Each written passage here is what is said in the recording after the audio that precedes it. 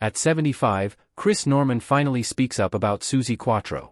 Chris Norman was born Christopher Ward Norman on October 25, 1950 in Redcar, North Yorkshire, England, into a family already immersed in music. His father was a professional singer and entertainer. And from an early age, music was not merely a hobby, but a natural part of daily life. When the family relocated to Bradford, young Chris absorbed the vibrant musical culture of post-war Britain, where rock and roll, skiffle, and early pop were reshaping youth identity. As a teenager, Norman learned guitar and began performing with school friends, developing not only his technical skills, but also the distinctive vocal style that would later define his career. His voice, husky, emotional, and unmistakably human, stood out even in his early years, setting him apart from more polished or theatrical singers of the time. In the mid-1960s, Norman formed a band with friends Alan Silson, Terry Utley, and Ron Kelly, later replaced by Pete Spencer. After years of playing under various names and struggling to gain attention, the group eventually became Smokey, a turning point that would change their lives forever. Their breakthrough came in the mid-1970s when they began working with renowned songwriting and production duo Nicky Chinn and Mike Chapman. With Norman's voice at the forefront, Smokey released a string of international hits that captured the spirit of the era. Songs like Living Next Door to Alice, If You Think You Know How to Love Me, Don't Play Your Rock and Roll to Me, I'll Meet You at Midnight, and Lay Back in the Arms of Someone became global anthems. Chris Norman's vocals were central to Smokey's success. His delivery balanced vulnerability and strength, giving the band's songs emotional depth and relatability. Smokey became especially popular in continental Europe, Australia, and the UK, earning millions of fans and selling tens of millions of records worldwide. During this period, Norman emerged not only as a singer, but also as a charismatic frontman whose sincerity resonated deeply with audiences. By the early 1980s, after years of relentless touring, recording, and industry pressure, the members of Smokey began to feel creatively constrained. Chris Norman, in particular, longed for artistic freedom and the opportunity to explore a more personal musical identity. In 1986, he made the difficult decision to leave the band and pursue a solo career. A move that carried significant risk, but ultimately proved transformative. Norman's leap into solo work was met with immediate success.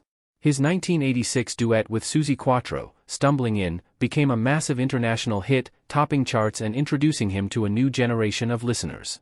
The song showcased a softer, more intimate side of his voice, highlighting his ability to convey tenderness and emotional nuance.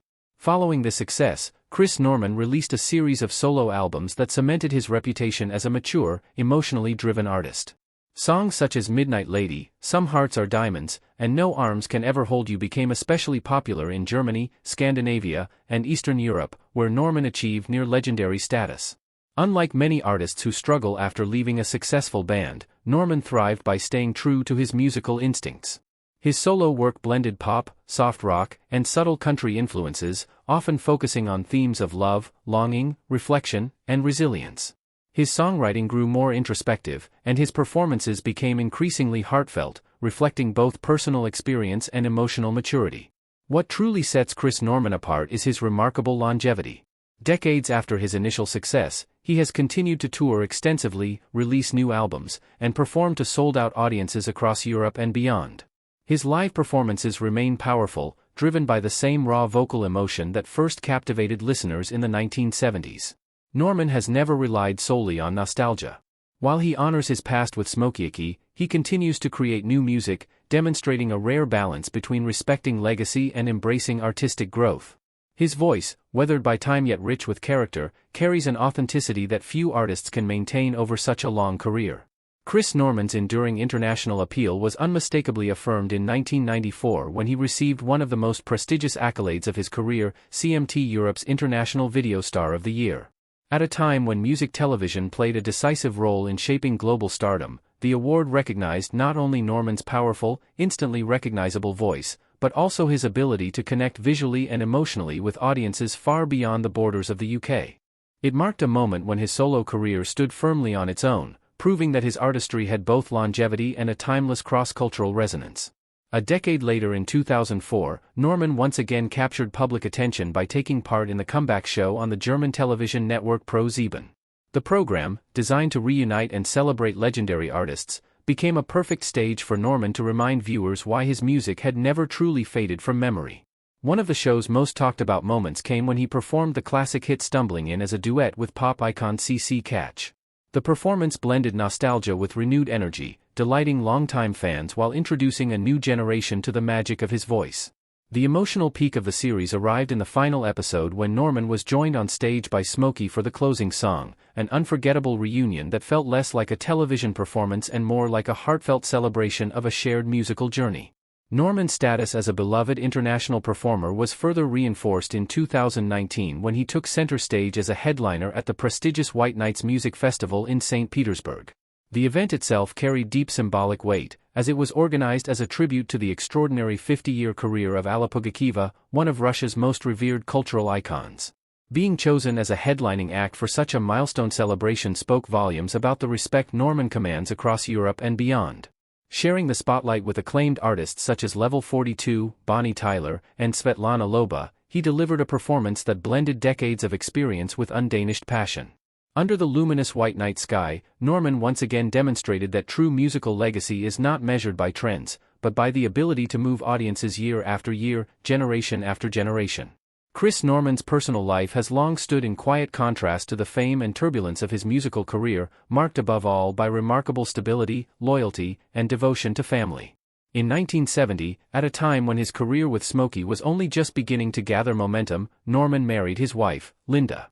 Their marriage was formed before international stardom, before sold-out tours, chart-topping hits, and the relentless pressures of the music industry became a daily reality. This timing proved significant, as it meant their relationship was built on shared youth, mutual trust, and a grounded understanding of one another rather than on celebrity or public attention.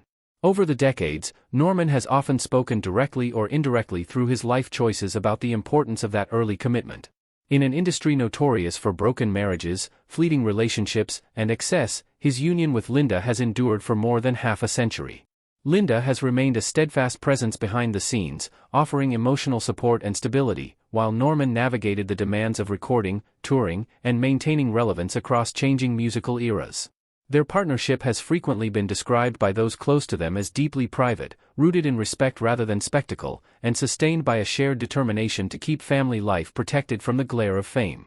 Together, Chris and Linda Norman raised 5 children, a responsibility that Norman has consistently treated as central to his identity, not secondary to his success as a musician. Despite long periods away from home during tours and recording sessions, he made conscious efforts to remain involved in his children's lives, valuing family time as a necessary anchor. Fatherhood influenced his outlook, encouraging balance and perspective at moments when career pressures could easily have taken over. Many observers note that this strong family foundation contributed to his reputation as a grounded and approachable artist, even at the height of his popularity. In 1986, seeking a quieter and more controlled environment for both personal and professional reasons, the Norman family made the decision to settle on the Isle of Man. This move was not merely geographical, but symbolic. The Isle of Man offered privacy, tranquility, and distance from the intense spotlight of mainland celebrity culture, allowing Norman to focus on music without sacrificing family life. Its close-knit community and slower pace suited his desire for normalcy, giving his children the chance to grow up away from constant media attention. Since relocating there, the Isle of Man has remained Norman's permanent home and creative refuge. From this base, he continued to write, record, and tour internationally, proving that artistic success did not require living at the center of the entertainment industry.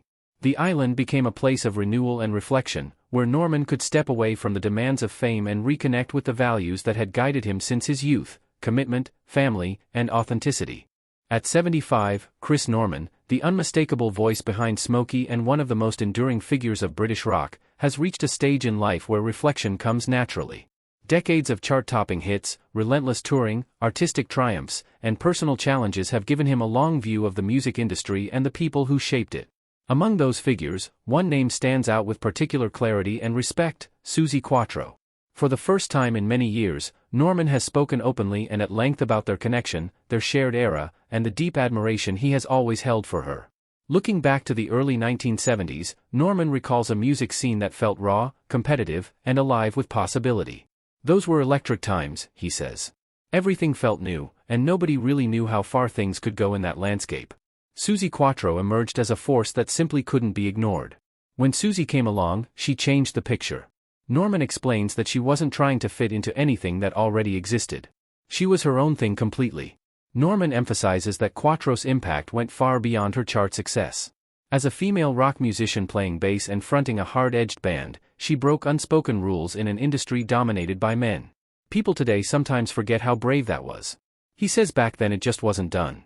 Suzi didn't ask for permission. She just did it.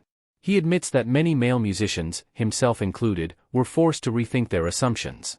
You couldn't dismiss her. She had the attitude, the talent, and the stamina to back it all up.